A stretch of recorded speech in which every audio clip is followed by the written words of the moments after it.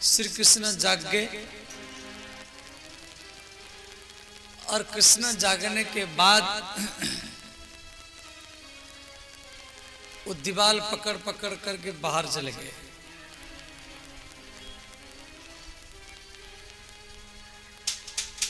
तो बाहर में एक गौ माता बछड़ा को दूध पिला रही थी। तो छोटे से कन्हैया वो भी गैया के टांग पकड़ कर खड़े हो गए।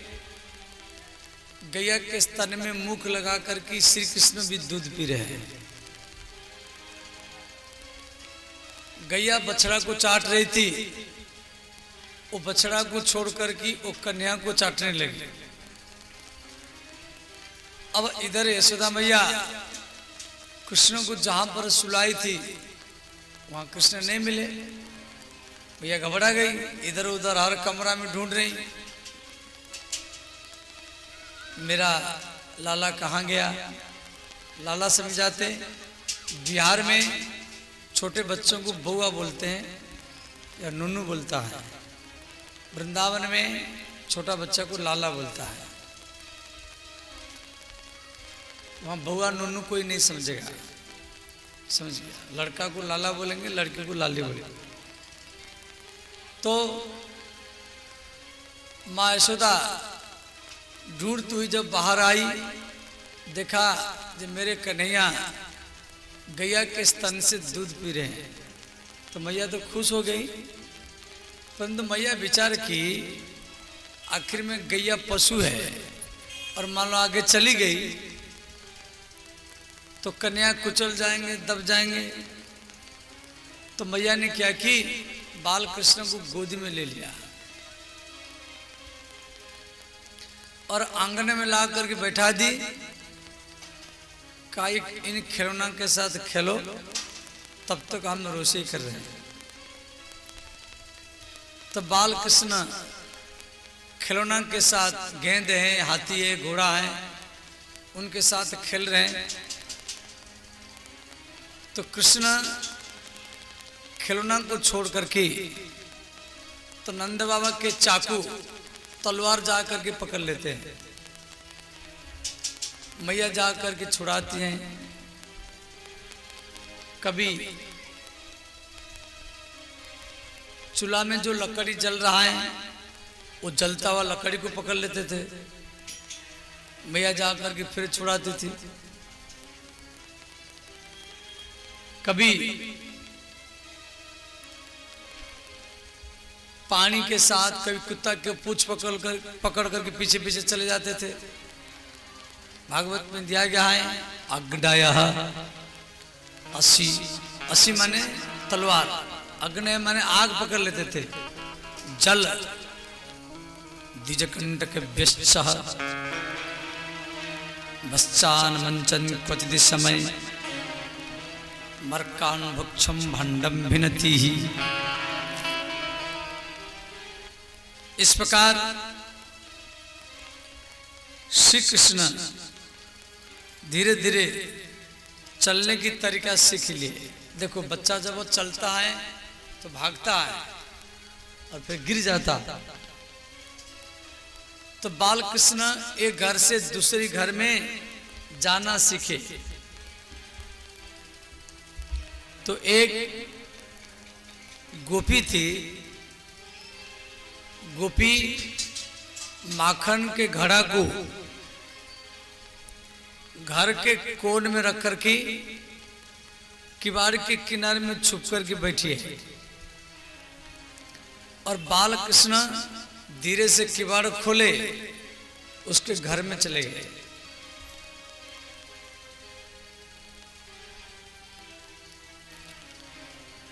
देखे माखन का घड़ा रखा हुआ है। तो कृष्ण वो माखन के घड़ा में हाथ घुसाए माखन खाने के लिए। तो उसी घड़ा के पास में एक शीशा था, दर्पण, कांच। तो उसी शीशा में, दर्पण में कृष्ण का प्रतिबिंब दिखाई दिया और कृष्ण मन में सोच रहे हैं मैं तो चोरी करने के लाया हूं, परंतु मेरा जैसा दूसरा चोर भी आया है, यदि मैं अकेला खाऊंगा तो ये शिकायत करेगा। तो कृष्ण उसको खिला रहे हैं, उसके साथ बातचीत कर रहे हैं। वो तो प्रतिबिंब है, वो कांच में दिखाई देता था। कृष्ण खाने लगे तो भी खाने लगा। तो इधर गोपी किवाड़ के किनारे में छुप करके हंस रही। कृष्ण का नजर जब गोपी के ऊपर पड़ा, छोटे से कन्हैया भागने के लिए तैयार हो गए। तो गोपी कृष्ण को पकड़ लिया, कहा कन्हैया आप इतना छोटे उम्र में चोरी कर रहे हैं। कृष्ण बोले गोपी मैं चोरी नहीं कर रहा था, तेरे माखन के घड़ा में चींटी थे, चींटी, मैं चींटियों को निकाल रहा था। गोपी बोली कन्हैया यदि आप चींटी निकाल रहे थे तो हाथ में माखन लगना चाहिए, आपके मुख में माखन लगा है, इसका अर्थ आप खा रहे थे। कृष्ण बोले गोपी मैं जब चींटी निकाल रहा था तो एक चींटी हाथ से चढ़ता हुआ धीरे धीरे कहनी, भुजा, बाहु देकर के मुख तक, नाक तक आ गया। तो मैं यहां से चींटी हटाया तो मुख में भी माखन लग गया। गोपी मन में सोचा ये बड़ा चतुर है, इतना छोटे उम्र में इतना बुद्धि कहां से आया। गोपी बोली कन्हैया मैं आपको नहीं छोड़ूंगी, मैं पकड़ करके यशोदा मैया के पास से लेकर के जाऊंगी और मैया के द्वारा आपको पिटवाऊंगी। तो गोपी कन्या का हाथ पकड़ करके यशोदा मैया के पास लाई और बोली मैया ये इतना छोटे उम्र में चोरी करता है। तो यशोदा मैया बोली कन्या कान पकड़ो। छोटे से कन्या कान पकड़ कर खड़े हैं, अब मैया डंडा लेकर खड़ी है, ये चोरी नहीं करना है। उस समय नारद जी आ गए। नारद जी बोले मैया क्या कर रही? यशोदा मैया बोली बाबा ये इतना छोटे उम्र में चोरी करता है, इसको सुधारूंगी, दंड दूंगी। नारद जी बोले अरे मैया बच्चों को कितना भी खिलाओ, जब तक बच्चे चोरी करके नहीं खाएंगे तब तक प्रसन्न नहीं होंगे। श्री भगवान शिव माता पार्वती को कह रहे हे देवी मैं जिसका ध्यान करता हूं, मैं जिसका हरे राम हरे कृष्ण नाम जाप करता हूं वो चोर है। पार्वती माता बोली बताइए क्या चोरी करता है? ब्रजे बसंतो नवनीत चोरम गोपांगननां चदुकूल चोरम अनेक जन्मार्जित पाप चोरम चोराग्रगण्यम पुरुषम नमामि।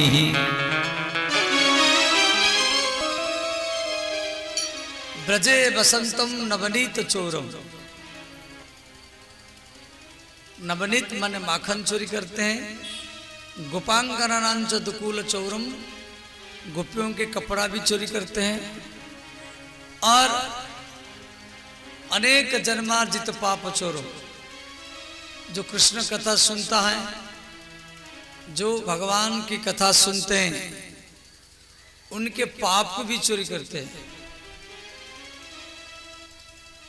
अनेक जन्मार्जित पाप चोरों, ऐसे जो चोरों के सरदार भगवान कृष्ण, उनकी कथा हम लोग श्रवण कर रहे हैं। इस श्लोक का अर्थ समझ गए? देखो, भगवान सबके घर में चोरी करने के लिए नहीं जाते थे। जिसके घर में लड्डू गोपाल बाल कृष्ण की पूजा होती थी, चोरी के बहाने में उसके घर में जाते थे। कृष्ण के चोर लीला को सुन करके आपको चोरी नहीं करना है। अब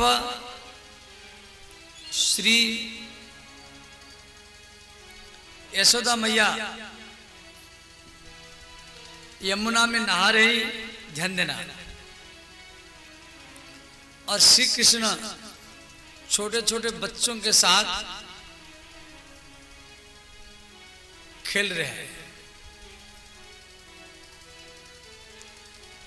और खेलते समय कृष्ण क्या किए, एक मिट्टी के ढेला मुख में ले लिए। बच्चे मिट्टी खाते हैं, आप भी खाए होंगे। तो कृष्ण के सबसे प्रिय मित्र, उसका नाम है मनसुखा। जिसके मन में सुख हो वही कृष्ण का मित्र बनता है। तो मनसुखा जाकर के यशोदा मैया को शिकायत किया, अरे मैया, तेरे लाला कन्हैया मिट्टी खाया है। मैया नाराज हो गई, मैं इतना माखन खवाई फिर भी मिट्टी खा रहा है, चल देखा वो कहाँ है। तो मैया डंडा लेकर के आ रही। इधर कृष्ण के अगल बगल में जितना मित्र थे, छोटे छोटे बच्चे, श्री कृष्ण उनको बोले, देखो मनसुखा मेरे विरुद्ध में शिकायत किया है और मैया डंडा लेकर के आ रही मुझे मारने के लिए। ग्वाल वाल बोले, कन्हैया चिंता मत कर, हम सब मिल करके तुझे बचाएंगे, तुझे पिटने नहीं देंगे। यशोदा मैया आई, बोली, कन्हैया मनसुखा कह रहा है तू मिट्टी खाया है। कृष्ण बोले, अरे मैया, यहाँ मेरा मित्र मधुमंगल है, मधुमंगल, तुम मधुमंगल को पूछ लो, सच बात बताएगा। यशोदा मैया मधुमंगल को पूछा, मधुमंगल कन्हैया मिट्टी खाया कि नहीं खाया? मधुमंगल ने कहा, अरे मैया, मैं कन्हैया को मना कर रहा था, मैं कन्हैया को मना कर रहा था, फिर भी ये मिट्टी खा लिया है। यशोदा मैया बोली, कन्हैया ये तो तेरा विरोध में बोल रहा है, तू जिसका गवाही दे रहा है वो तो तेरा विरोध में बोलता है। कृष्ण बोले, अरे मैया, ये मधुमंगल और मनसुखा दोनों एक है, तू सुबल को पूछ लो, सुबल को, वो सच बात बताएगा। भगवान सुबल को संकेत कर दिए, तो मना कर दो तो मैं बच जाऊंगा। यशोदा मैया बोली, सुबल जल्दी बता, कन्हैया मिट्टी खाया कि नहीं खाया? सुबल ने कहा, अरे मैया, मैं 5 केला ला करके कन्हैया को दिया खाने के लिए, और कन्हैया केला को फेंक करके, वो कन्हैया केला को फेंक दिया, फिर भी मिट्टी खाया। यशोदा मैया बोली, कन्हैया तू जिन जिन का गवाही दे रहा है वो तो सब तेरा विरोध में बोल रहा है। श्री कृष्ण उवाच, न हम भक्षितवान अम्ब सर्वे मिथ्या विशंसिनः, यदि सत्यर्गिरस्तरी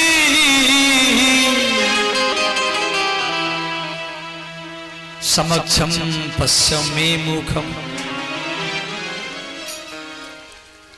भगवान कह रहे हैं, श्री कृष्ण कह रहे हैं, नाहम भक्षितवान अम्ब।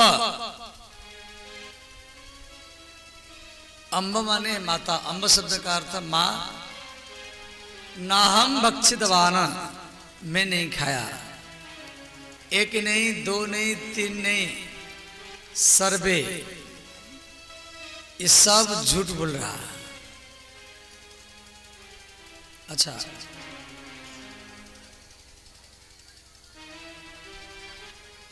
क्या भगवान झूठ बोले हैं? नहीं नहीं, श्री कृष्ण झूठ नहीं बोले हैं। इसी श्लोक में, ये जो भागवत का श्लोक, इसमें कर्म नहीं है। कर्म समझ जाते, मैं जा रहा, तो मैं हो गया कर्ता, और जा रहा हूं हो गया क्रिया। तो मैं जा रहा हूं, मैं भागवत में ही जा रहा हूं, मैं बाजार में जा रहा हूं।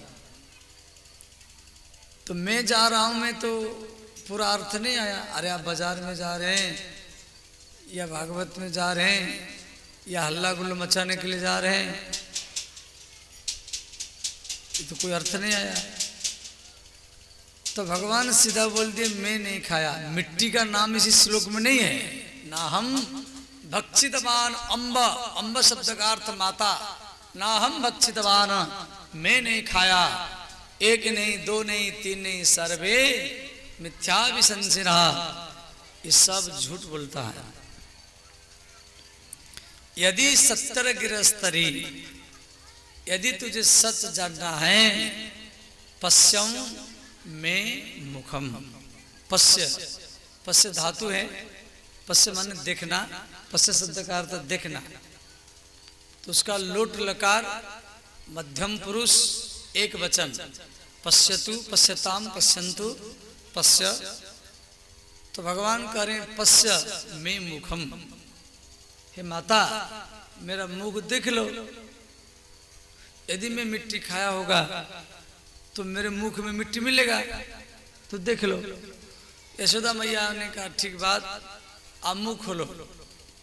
तो बाल कृष्ण मुख खोले, और जैसे मुख खोले तो माँ यशोदा कृष्ण के मुख में सारा ब्रह्मांड का दर्शन किया। बोले श्री बाल कृष्ण भगवान की जय। यहाँ पर श्री कृष्ण यशोदा मैया को अपना मुख में संपूर्ण ग्रह नक्षत्र तारा सूर्य चंद्रमा समुद्र पूरा ब्रह्मांड का दर्शन करवाया। उस स्थान का नाम पड़ा ब्रह्मांड घाट। कभी आप वृंदावन में जाना तो ब्रह्मांड घाट में अवश्य जाना। वहां के किसान लोग क्या करते हैं? वहां के किसान लोग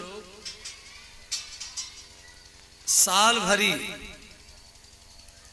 खेत का मिट्टी गोल गोल बनाते हैं और एक पन्नी में पैकेज करके, पन्नी में पैक करके और दुकान में बेचते हैं। क्यों?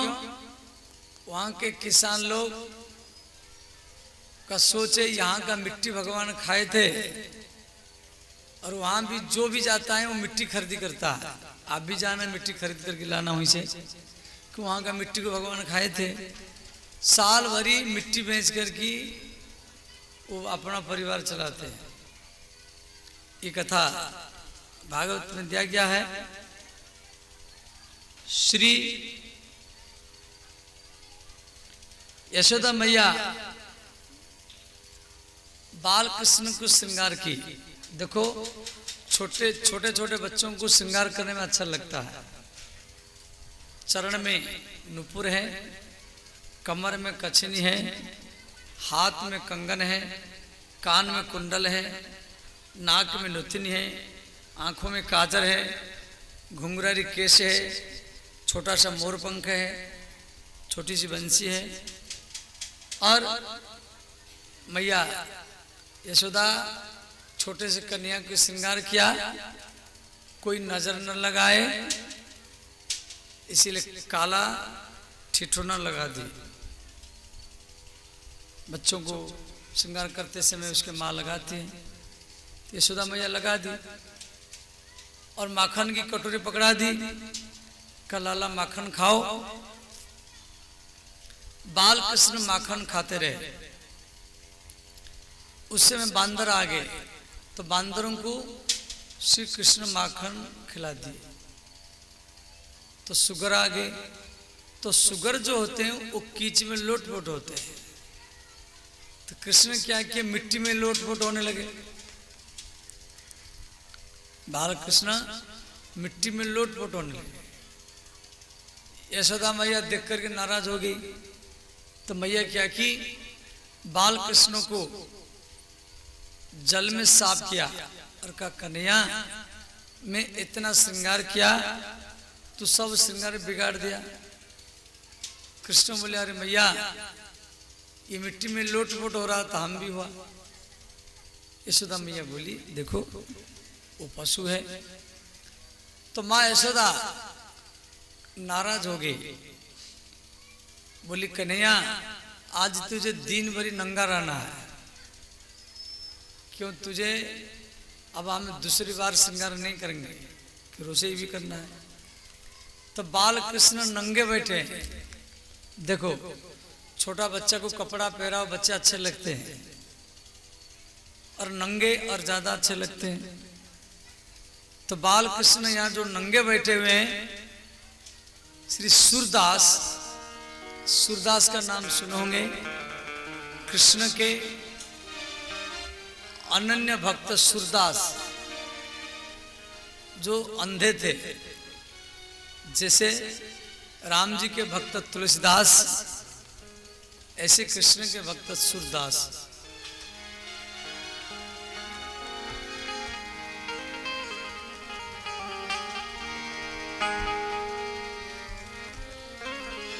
सूरदास जी लिखे हैं, आज हरि देखे नंगम नंगा। हरि माने कृष्ण। आज हरि देखे नंगम नंगा, आज हरि देखे नंगम नंगा, आज हरि देखे नंगम नंगा, आज हरि देखे नंगम नंगा, आज हरि देखे। हरि, हरि माने कृष्ण। सूरदास जी लिखे अपने भजन में, 450 साल पहले का ये भजन है। 450 साल पहले सूरदास जी आगरा जिला रुनकुता नाम का गांव में जन्म लिए थे। आगरा जिला जहाँ ताजमहल है, परंतु सारा जीवन ये वृंदावन में बिता है। आज हरि देखे नंगम नंगा, आज हरि देखे नंगम नंगा, आज हरि देखे नंगम नंगा, नंगम नंगा, नंगम नंगा, नंगम नंगम नंगा हो, नंगम नंगा, नंगम नंगा हो, नंगम नंगा। आज हरि देखे नंगम नंगा, आज हरि देखे नंगम नंगा, आज हरि देखे। सब गाइए, दोनों हाथ उठा कर सब गाइए।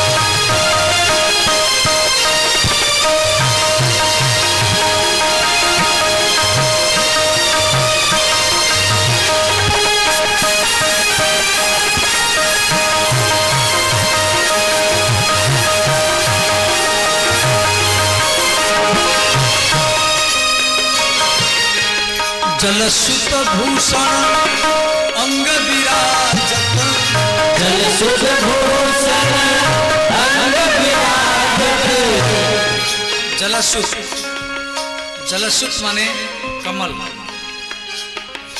जलसुत माने कमल भगवान के पास में 5 कमल है। देखो भगवान के इन 5 जगह में कमल शब्द लगता है। नयन कमल,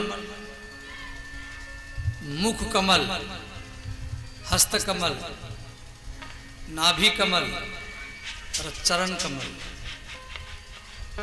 कृष्ण के लिए इन 5 जगह में कमल शब्द लगता, सबके लिए नहीं,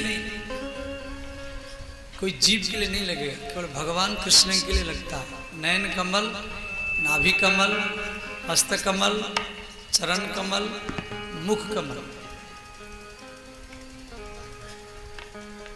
जलसुत भूषण अंग विराजत जलसुत भूषण अंग विराजत। देखो भगवान कृष्ण का जो चेहरा, भगवान कृष्ण का जो रूप वो हम लोगों का जैसा नहीं है। जैसे शीशा में दर्पण में आप अपना मुख देखो दिखाई देगा, कांच में आप अपना मुख देखो दिखाई देगा। ऐसे ही कृष्ण के कपोल में, कृष्ण के छाती में, कृष्ण के जांग में छोटे से कन्हैया हैं, उनके जांग में, नाभि में, पेट में आप अपना मुख देख सकते हैं। एकदम शीशा जैसा है, स्निग्ध और कोमल भी है।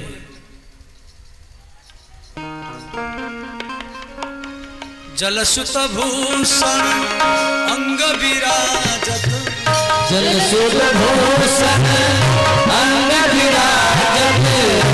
बसन ही न छवि उठत तरंगा, आज हरि देखे नंग नंगा, आज हरि देखे नंगा, आज हरि देखे नंगा।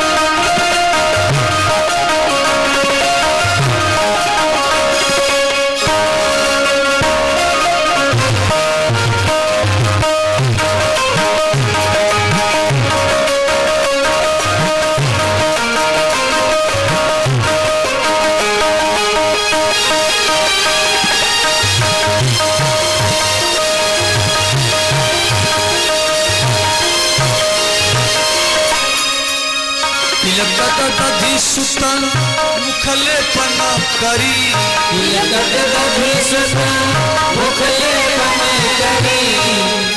कृष्ण का हर अंग मधुर है। नैनम मधुरम वचनम मधुरम मधुराधिपति रखिलम मधुरम। जगत गुरु वल्लभाचार्य जी मधुराष्टक में लिखे हैं, कृष्ण जब रोते हैं वो भी अच्छे लगते हैं। तो रोदनम मधुरम, कृष्ण जब नाराज होते हैं, रूठ जाते तो रूठनम मधुरम। मधुराधिपति रखिलम मधुरम। किलकत दधि मुखले करी,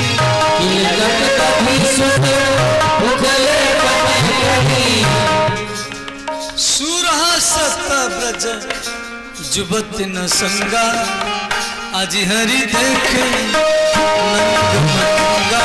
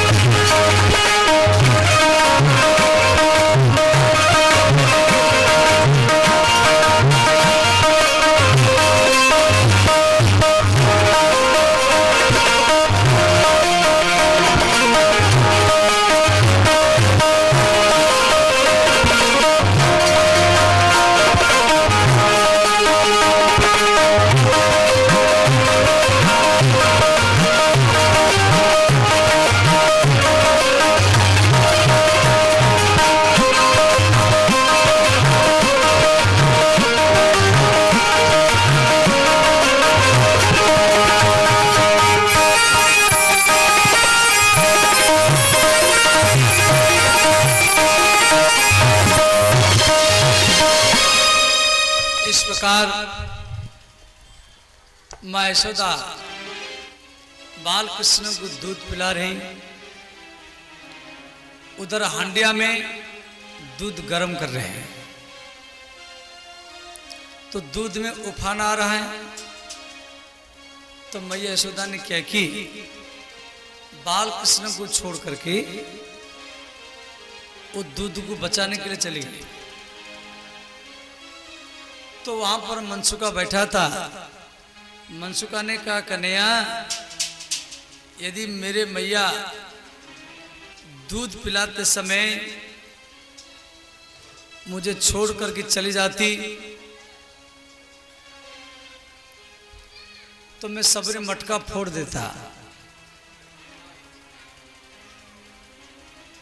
कृष्ण बोले, मैं मटका फोड़ दूं? मनसुका ने कहा, फोड़ दो। तो कृष्ण ने क्या कि एक पत्थर लाए, दूध का मटका, दही का मटका, घी के मटका सब फोड़ दिए। सो दूध दही मक्खन फैल गया। अब मां यशोदा आई तो कृष्ण भाग गए। अंतिम में मैया यशोदा कृष्ण को पकड़ लिया और पकड़ करके रस्सी से बांधा। ध्यान देना,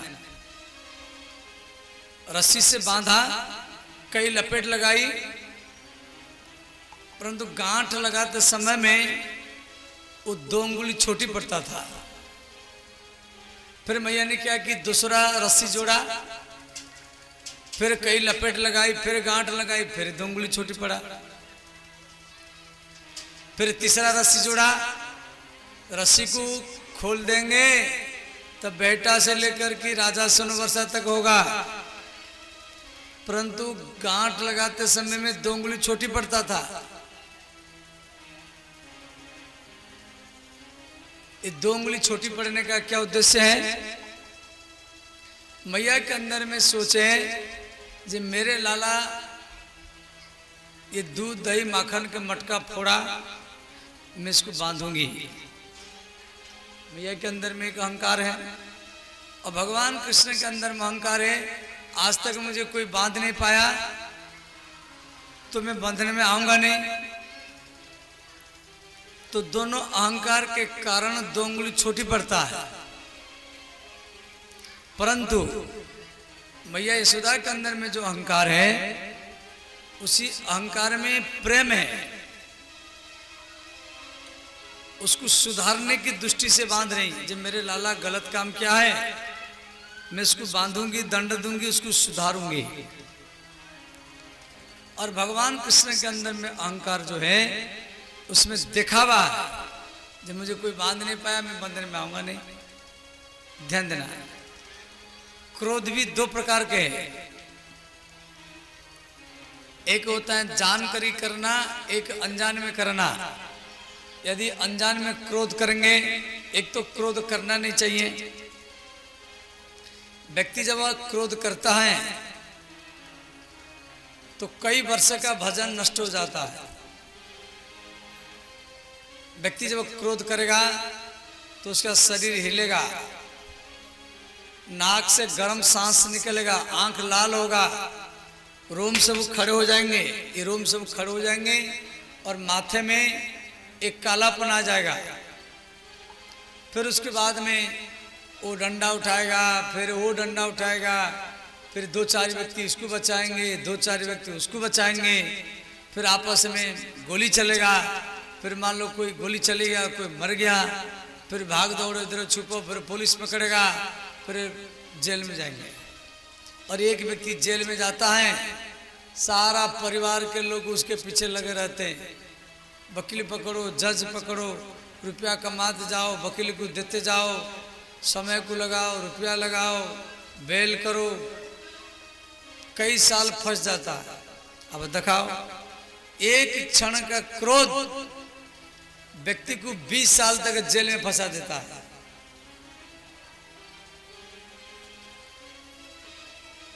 और इसीलिए फिर भी 20 साल के बाद में समझौता करना पड़ेगा,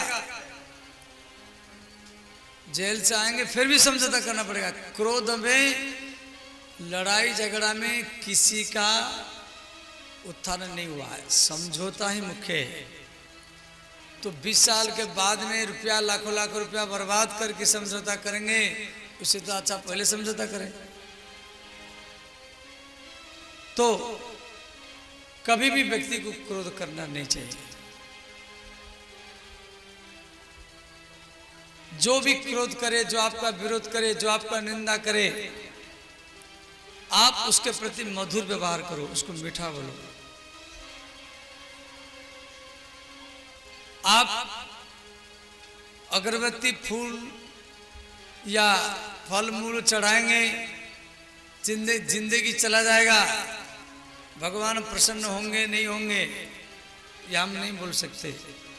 परंतु कोई क्रोध कर रहा है, विरोध कर रहा है और आप शांत हैं, आप उसके प्रति मधुर व्यवहार कर रहे हैं, ये स्वभाव जब आपके अंदर में आएगा, अच्छा ये स्वभाव तभी आएगा जब भगवान आपके ऊपर प्रसन्न होंगे, क्योंकि ये स्वभाव उन्हीं के अंदर में आता है जिनके ऊपर कृष्ण का कृपा हो, और उसी में ही भगवान जल्दी प्रसन्न होते हैं। वो सबसे बड़ा पूजा है। तो श्री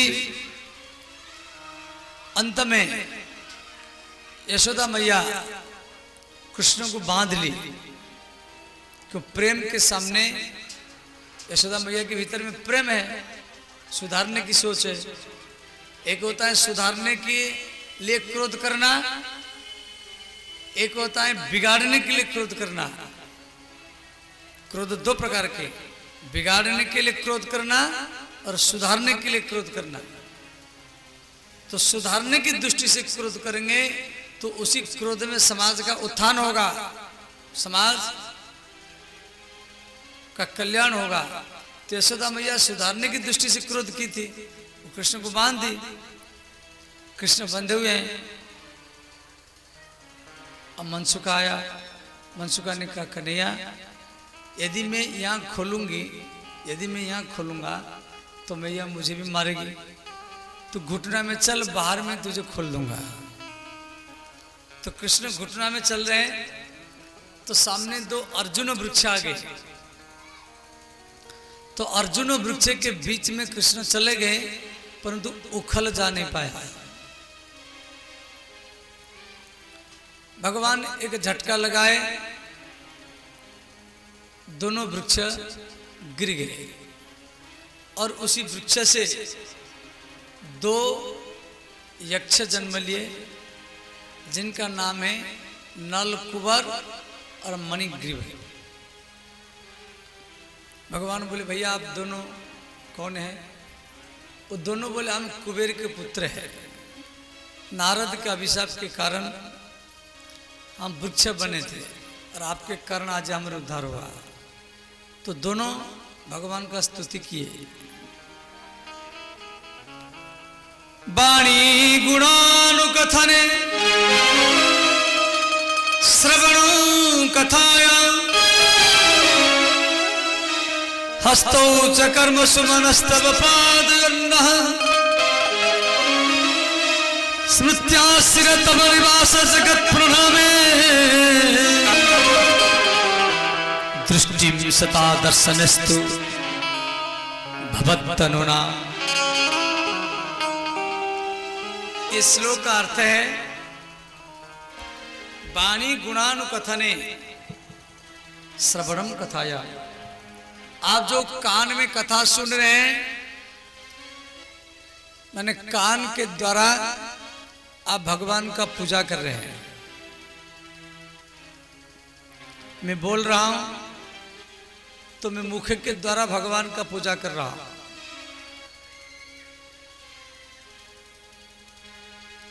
इसी रात में आप सब घर द्वार छोड़ करके आए हैं,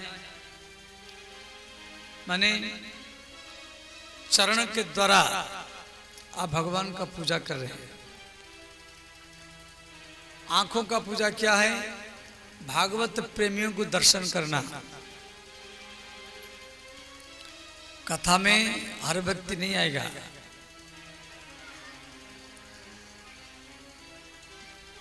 जिसको भगवान प्रिय है वही व्यक्ति कथा में आते हैं। आवत यही सर अति कठिनाई, रामचरितमानस में पंक्ति है, आवत यही सर अति कठिनाई,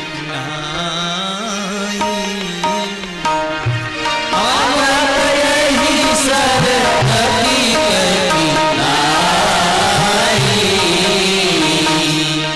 भागवत में आना बड़ा कठिन है। आवत यही सर अति कठिनाई, आवत यही सर अति कठिनाई, राम कृपा बिनु आइन जाई, राम कृपा बिनु आइन जाई, राम कृपा बिनु आइन जाई, राम कृपा बिनु आइन जाई। अब इस भागवत में आना जो कठिन है, क्या कठिनाई है? ना घर के काम, रसोई बनाना, खेती में जाना, बाजार चलाना, दुकान चलाना, ये घर के काम हमको भागवत में आने नहीं देते। बारिश होता है, कीच है, गृह कारज नाना जंजाला, गृह कारज नाना जंजाला,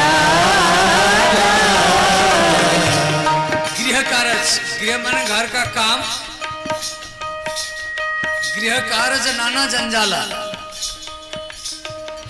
गृह कारज नाना जंजाला, गृह कारज नाना जंजाला,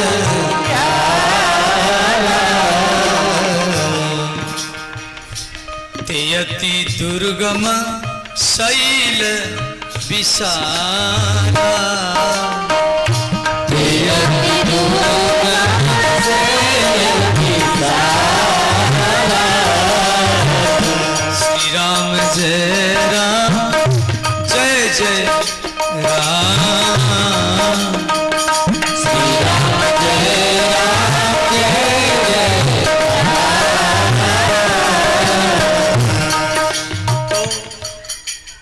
ये घर का काम ये हमको कथा में आने नहीं देते हैं। तो इसीलिए कथा में वही व्यक्ति आते हैं जिनको भगवान प्रिय हो। 4 घंटा देखो, 4 घंटा फिल्म देखो, आप सोते समय में फिल्म का चित्र याद आएगा। 4 घंटा कोई नाचने वाला या कोई नाचने वाली, किसी को पटना से आप बुला करके रात भर नचाया, वो तो सुबह चला जाता है, परंतु रात भर आप उसको देखा है, वो आपका दिल में बैठ जाएगा। आप खाते पीते सोते समय में आप उसका हरदम याद करेंगे।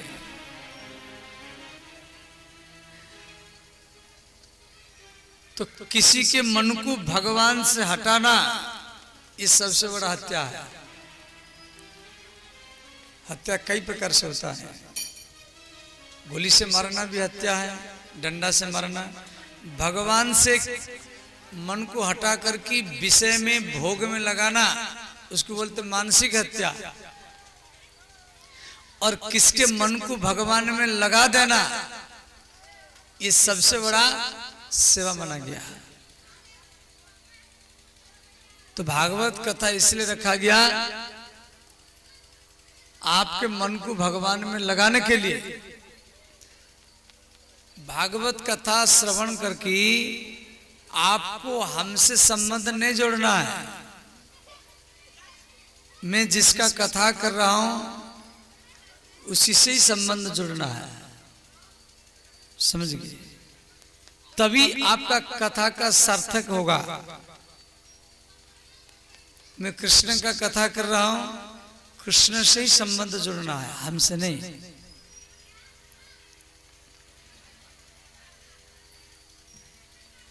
तो वाणी गुणानुकथने श्रवणम कथायाम। कान का काम है कथा श्रवण करना, और हाथ का काम क्या है?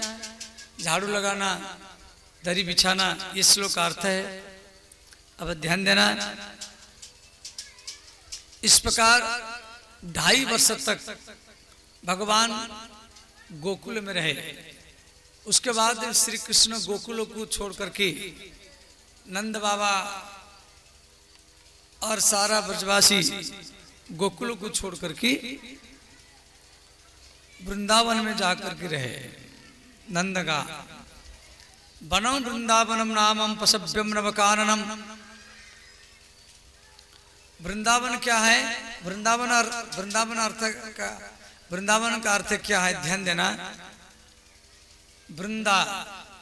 वृंदावन तुलसी। वृंदा शब्द का अर्थ है तुलसी। तुलसी का वन है। वृंदावन 4 जिला में है, माने 200 किलोमीटर लंबा चौड़ा ये ब्रजमंडल है। इसमें 1192 गांव हैं। उत्तर प्रदेश के मथुरा जिला, हाथरस जिला, हरियाणा के पलवल जिला और राजस्थान के भरतपुर जिला, ये 4 जिला में ये ब्रजमंडल फैला हुआ है, जिसमें 1192 गांव हैं। आप ऐसे समझो जैसे आपका जिला सहरसा है, बगल में खगड़िया जिला है और मधेपुरा जिला है, समझ गए? और एक जिला लो जैसे बेगूसराय जिला। ये 4 जिला जितना बड़ा एरिया है, इतना बड़ा एरिया में ये ब्रजमंडल फैला हुआ है। और भगवान हर गांव गांव में लीला किए, वही भागवत में लिखा गया है। ब्रज में 48 वन है, जैसे वृंदावन, निधिवन, बेलवन, भांडरी वन और कंचन वन, बिहार वन, बच्चा वन, आटस वन, तपोवन, दर्शन वन, सटकुंज वन और छत्रक वन, हाड़िया वन, कुश वन, ओट वन, कोट वन, जावट वन, चरण वन, काम वन, आद्री वन, बद्री वन, सुभद्रा वन, कर्ण वन, महावन, अंतराल वन। ये 48 वन अभी भी है ब्रज में। उसका 84 कोस यात्रा निकलता है। खाना पीना सब फ्री है, केवल आपको यहाँ से जाना है, वहाँ यात्रा में शामिल होना है। 84 कोस यात्रा ये लगता है 30-40 दिन लगेगा। और आप एक बार यात्रा करेंगे तो भी आपको सारा ब्रजमंडल का दर्शन होगा। ऐसे ही आप ट्रेन में जाएंगे, कोई होटल में रहेंगे, कृष्ण जन्मभूमि देखेंगे, बांके बिहारी जी का दर्शन करके घर को भागेंगे, तो उसमें वृंदावन का प्रभाव मालूम नहीं पड़ेगा। बहुत लोग जाते टूरिस्ट करने के लिए, कोई होटल बाजार में रहते हैं, गोलगप्पा चाउमीन वगैरह खाते हैं और बांके बिहारी जी का दर्शन करते हैं, फिर उसके बाद में नंदगा बरसाना घूम करके फिर घर चले जाते हैं। इस तरीके से वृंदावन का प्रभाव आपको मालूम नहीं पड़ेगा। आपको फिर ऐसे लगेगा अरे ये होटल बाजार तो सहरसा में बिल्डिंग से उखड़ा है।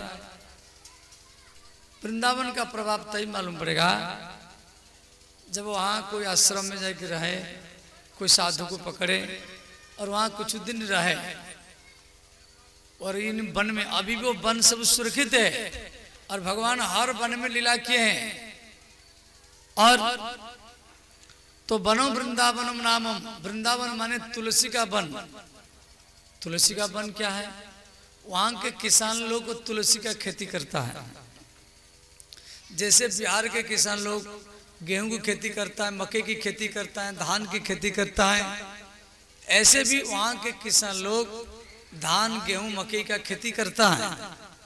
परंतु उसके साथ में वो 1 कट्ठा 2 कट्ठा 5 कट्ठा 1 बीघा वो तुलसी का खेती भी करेगा। वहां के किसान का ये सोच है कि बिहार, बंगाल, उड़ीसा, मध्य प्रदेश, उत्तर प्रदेश, पंजाब, हरियाणा के किसान लोग धान गेहूं मकई खेती करके सारा टाउन में, जिला में, महानगर निगम में, दिल्ली, बम्बई, कलकत्ता में रहने वालों को आटा दाल चावल भेजता है। और हम वृंदावन के किसान लोग तुलसी का खेती करके और तुलसी का माला बना करके सारा भारत में जितना भक्त है सबको कंठी माला, तुलसी माला पहरा करके सबको वैष्णव बनाते हैं, कृष्ण भक्त, राम भक्त बनाते हैं। जैसे आपके धान गेहूं सहरसा के मंडी में जाता है, वहां से ट्रक से भर करके बाहर जाता है, ऐसे ही वृंदावन में तुलसी का मंडी है। ट्रक ट्रक तुलसी वहां बाहर विदेश जाता है। सब तुलसी में राधा नाम, सीताराम, राधा कृष्ण नाम सब लिखा हुआ है, समझ गए। कभी वहां तुलसी का मंडी जाके देखना है। देखो वृंदावन सब घर में है। आप अपने घर में जहां भी तुलसी लगाते हैं वही आपका वृंदावन है। सबके आंगन में तुलसी होना चाहिए और गला में भी तुलसी होना चाहिए। यदि गला में तुलसी हो, आप कहां भी मरेंगे, कैंसर में मरेंगे, हार्ट अटैक में मरेंगे, कहां भी मरेंगे, यदि गला में तुलसी है तो राधा कृष्ण लोग प्राप्त होगा। बहुत लोग तुलसी पहनते नहीं है, इसलिए तुलसी पहनना चाहिए। ये सनातन धर्म का नियम है। या रुद्राक्ष पहनो। देखो कुत्ता भी 2 प्रकार के, एक पालतू कुत्ता, एक फालतू कुत्ता। पालतू कुत्ता के पट्टी होता है, उसका मालिक उसको बचाता है, दूध दही माखन खिलाता है। पालतू कुत्ता को कोई काट नहीं सकता, मार नहीं सकता। परंतु जो फालतू कुत्ते होते हैं, कभी इधर उधर, कोई इसको खाने के लिए नहीं देते हैं, उसका मालिक कोई होता नहीं। तो हमको भगवान कृष्ण का, राम का बन करके रहना है, शिव जी का बन करके रहना है। तो कबीरदास को कोई पूछा, बाबा आप कौन हैं? कबीरदास जी लिखे हैं, कबीरा कुत्ता राम का।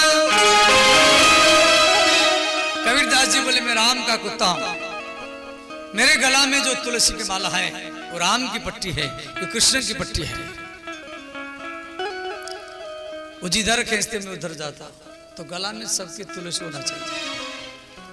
आप कहां भी मरे तो वैकुंठ लोक को प्राप्त होंगे। सबके आंगन में भी तुलसी होना चाहिए। आंगन में तुलसी हो, ये हिंदू सनातन धर्म का लक्षण है।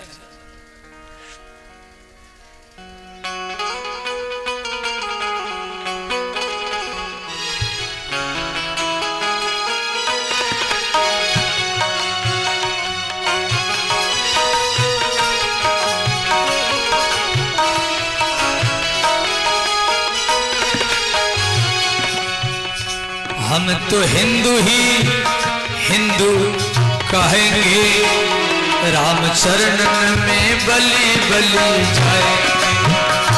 हम तो हिंदू ही हिंदू कहाएंगे, राम चरणन में बलि बलि जाएंगे। हम तो हिंदू ही हिंदू कहेंगे, राम चरणन में बलि बलि जाएंगे। हम तो हिंदू ही हिंदू कहाएंगे, राम चरणन में बलि बलि जाएंगे। सब दोनों हाथ उठाइए और भाव से गाइए हर हर महादेव।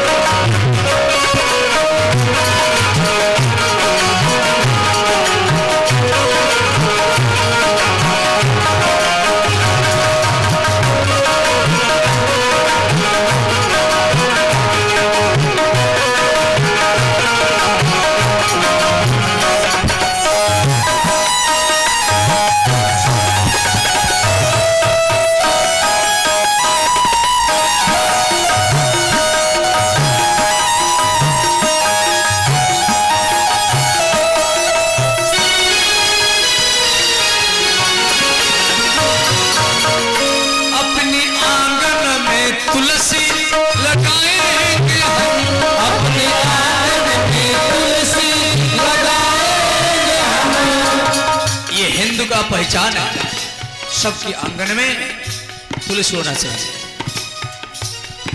भागवत धर्म कहती है जिसके आंगन में तुलसी है वही राधा कृष्ण है, वही वृंदावन है। अपने आंगन में तुलसी लगाएंगे हम, अपने आंगन में तुलसी लगाएंगे हम। और सबके घर में, घर के दरवाजा में गैया होना चाहिए। गैया ये भी हिंदू का पहचान है। भारतीय देसी गैया, भारतीय देसी गैया का क्या पहचान है? सिंह होना चाहिए, जर्सी नहीं। अपने द्वार पे गैया दुहाएंगे हम, अपने द्वार पे गैया दुहाएंगे हम। अपने द्वार पे गैया दुहाएंगे हम, अपने द्वार पे गैया दुहाएंगे हम। और सबके घर में गंगा या यमुना का जल होना चाहिए। नित्य यमुना और गंगा नहाएंगे, राम चरणन में बलि बलि जाए। हम तो हिंदू ही हिंदू कहाएंगे, राम चरणन में बलि बलि जाएंगे। हम तो हिंदू ही हिंदू कहेंगे, राम चरणन में बलि बलि जाएंगे।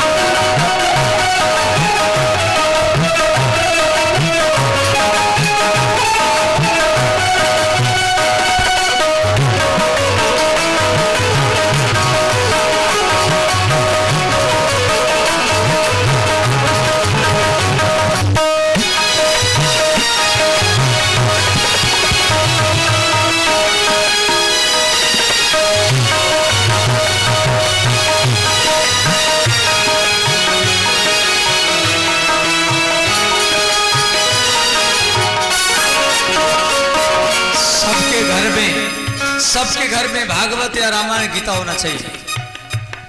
ये हिंदू का पहचान है। फ्रिज है, कूलर है, टीवी है, मोबाइल है, पर तो भागवत नहीं है, रामायण नहीं है, गीता नहीं है, अच्छा नहीं लगता। और पढ़ो या मत पढ़ो, दर्शनात् पाप नाशिनी, उसका डेली दर्शन करो, इतना पर्याप्त है।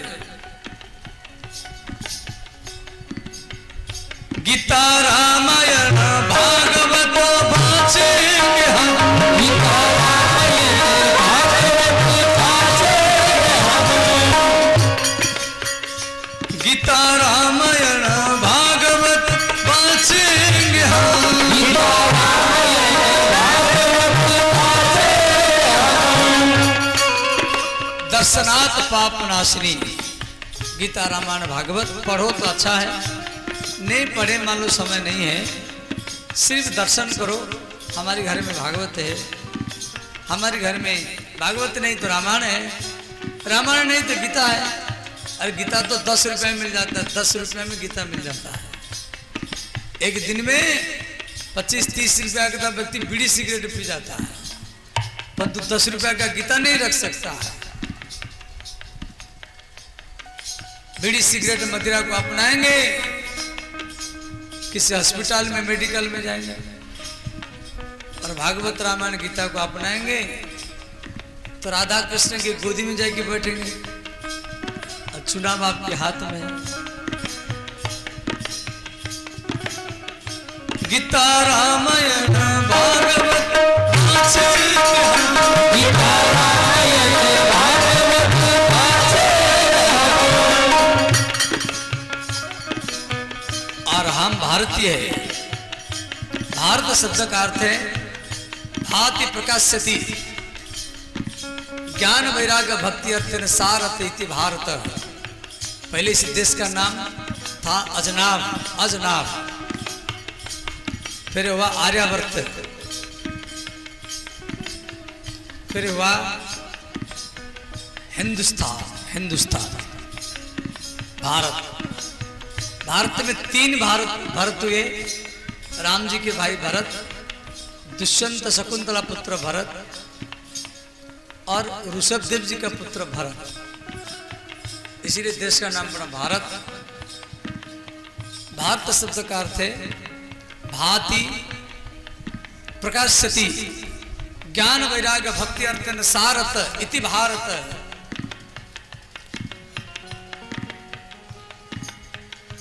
भारत माता पर सर्वस्व लुटाएंगे, राम चरणन में बलि बलि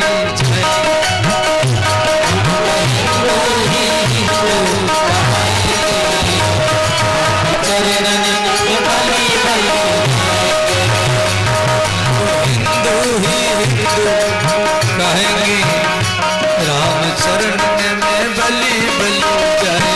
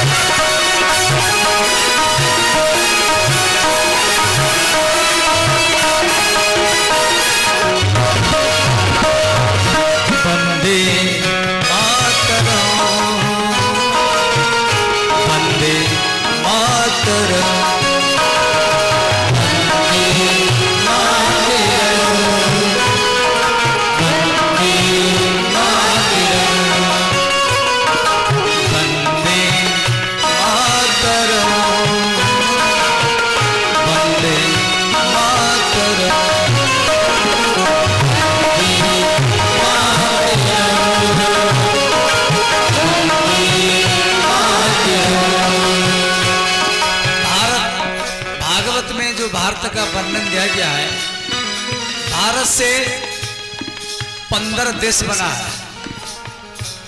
15 देश भारत से ही जन्म लिया है। Pakistan, Afghanistan, Iraq, Iran, Tibet,